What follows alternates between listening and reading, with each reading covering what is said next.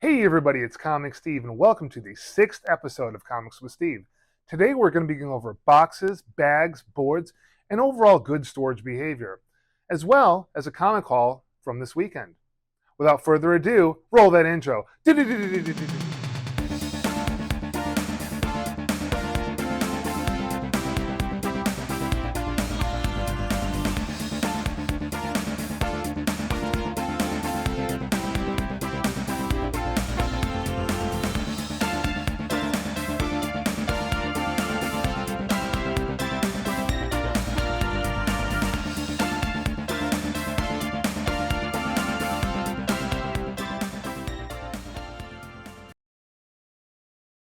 Alright, here we have a standard short box. This is the top. This is what will be the base right here. These boxes are about 15 inches long. They hold between 150 to 200 comic books, and they weigh about 30 pounds when they're full. Now, I'm not going to build one here today, but I am going to have a video coming soon on how to build a short box and how to build a long box. So now we're going to go and I'm going to build this and I'll be right back.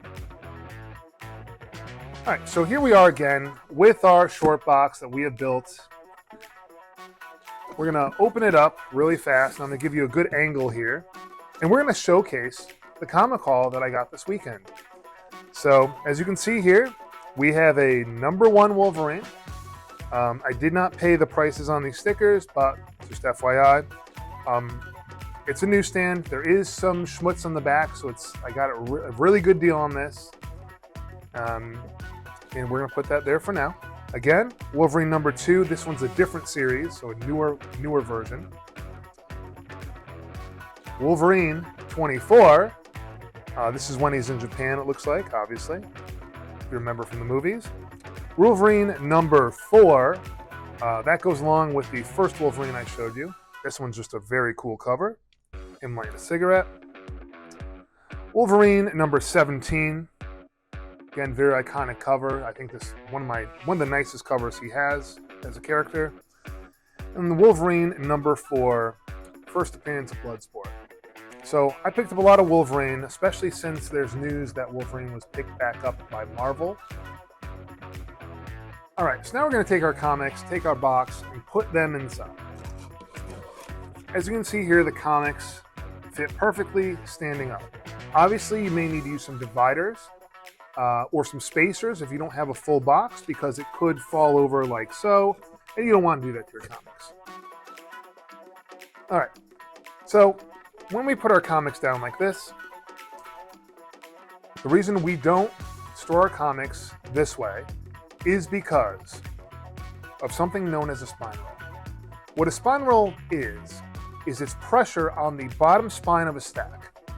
Obviously, the bigger the stack, the more pressure. And over time, what happens is with the staples are thicker on the spine than they are here on the edge.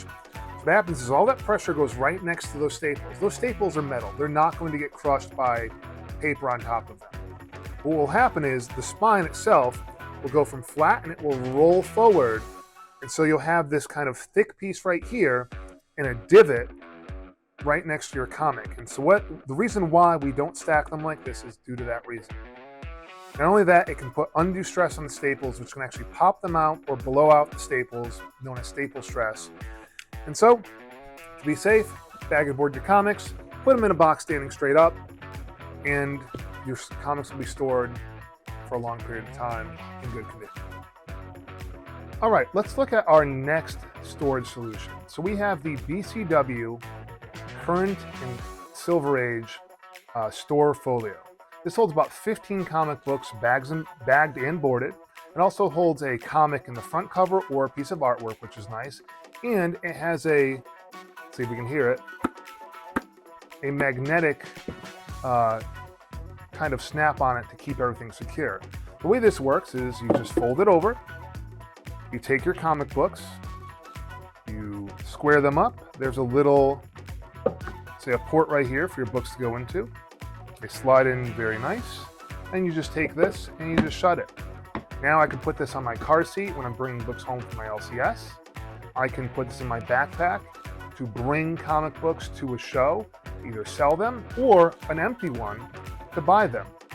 Another thing that I do with this is when I go to my LCS, sometimes they're just getting the books out and they don't have anything bagged and boarded yet. So what I do is I bring my own bags and boards and I put all my new comic books in there right there on the spot, and protects them a little bit more.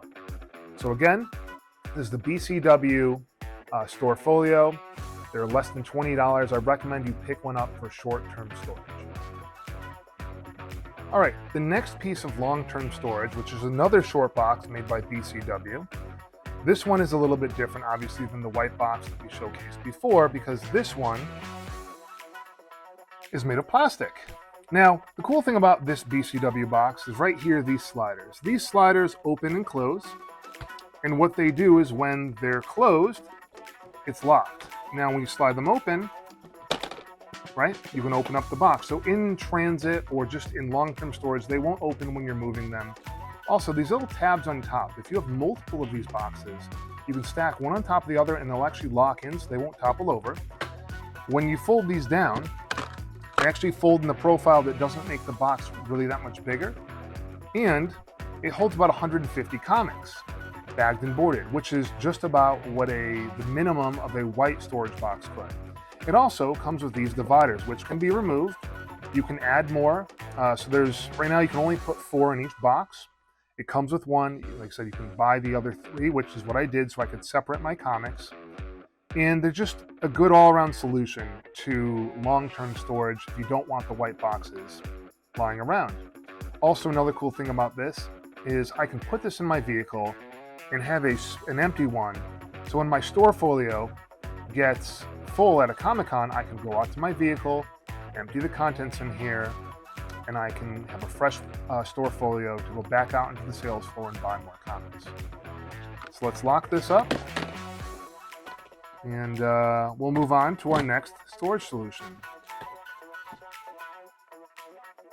All right, everybody, we have another long-term storage solution. This time, it's the same style box, the same style of opening and closing, the same knobs that you can stack them on, but in this case, instead of raw comics, it holds graded comics. Again, it comes with one partition, and you can buy 3 additional ones as a pack from BCW. Again, great for long-term storage, and also good to keep in your car when you're at a comic show. You can bring your graded books back, drop them off, keep them in your hotel room. Just a place to put them away and keep them safe. All right, let's check out our next one. All right, here's the next thing. It's a briefcase. It's a briefcase, it pops open, and it holds, you guessed it, graded comic books. So if we look in here, we can put this right down in here, and this holds it. Then you close it all up, grab it, and you are off to the races. So the thing I like about this is there's many different types. This one just happens to be the one that I own. You can buy them from Pelican, you can buy generic ones, but it's meant for graded comic books. If you really wanted to get, snazzy, you get yourself a handcuff with a chain, put it right up there. No one's going to ever take your books from you at a con. But again, it's another storage solution that it's mobile. It's definitely can take a bit of an impact, and it's going to keep your comics safe when you're on the move. So temporary storage, but again, a good piece to have in your collection. All right, last but not least, we have boards, bags, some tape, and a comic. We're going to go over the proper way to store your comics within bags and boards. So the first thing that I always start with a board. In this case, I have Silver Age boards. I like my boards to kind of have a little bit of extra space around the back of the comic to kind of give it a frame, but also protects it against some dings and dents when you're moving the comics around. In this case, I have 3mm comic care bags, Silver Age bags. They come in 2mm. They come in Mylar, which is a very nice archival style of bag. It's going to last you a very long time. In this case, this is what I got for my LCS. This is what I'm using today to show you. Next, we have our comic book. Right, we're going to set it up where we take a board, put it inside of the bag.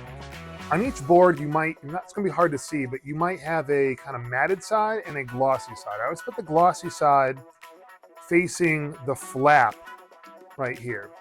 Then we take our comic book, we slide it in, and I'll turn it this way so you can see, and I just kind of push it down or let it kind of fall down via gravity. Push everything in, give it a little tap, and there you go. Now you've got your comic in a bag with a board backing. And the way that I tape these up is I get 2 pieces of painter's tape. The reason why I use painter's tape is because if it does stick to your bag, it comes off, on and off, multiple times. If in fact it touches the comic book when you're taking it out or moving it around, it's not going to destroy the book. But lastly, we'll talk about how I set this up. So how I set this up is I take the flap and I fold it over the back of the board. Now you can put the tape on straight on, like this, whatever way you want. But the way I do it is I take it and I kind of flatten it out, and at an angle, I put it out down on one side and then I flatten out the other side and again do it at an angle. And the reason I do this is when I go to take the comic out, either to read, to inspect, whatever, I can just grab this edge right here and the whole thing comes off. And then of course, if you're going to take the comic out, good storage behavior would be to remove the tape completely from the edge. Again, from the edge. And then remove your comic from the bag and board. Whether you want to take out the board or not, that's up to you. And now, because this tape is pretty much reusable, especially on plastic, I can put another comic in here, fold it over, and use it again. So I'm not wasting tape, I'm not ruining my books, and I'm not risking that. And so I think when it comes down to it, make sure you have a tape on hand and use painter's tape. Don't use Scotch tape. It's not safe for your books in that sense.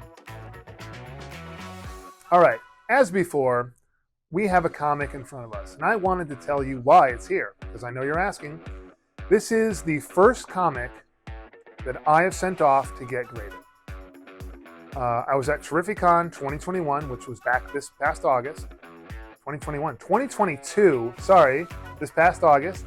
And I picked up a raw copy of Amazing Spider-Man 316. Now, I didn't know much about cleaning. I didn't know much about pressing, but a friend of mine said, get your comic book pressed, which I did. And it came back a 7.5. Now, when I inspected the book, I thought this book was great. The front of the book, on the spine, doesn't really have anything wrong with it. But on the back of the book, it's hard to see, there are 13 color-breaking spine ticks, which I knew nothing about. Otherwise, this book looks great. I did get it with the custom label, and honestly, this is a good starting point for me as a collector because now I know how to inspect my books a little better. I know how to store them, obviously after today's video. And I hope you learned something today. And if you did, like that smash button below, comment, and enjoy the next one. Without further ado, roll that outro.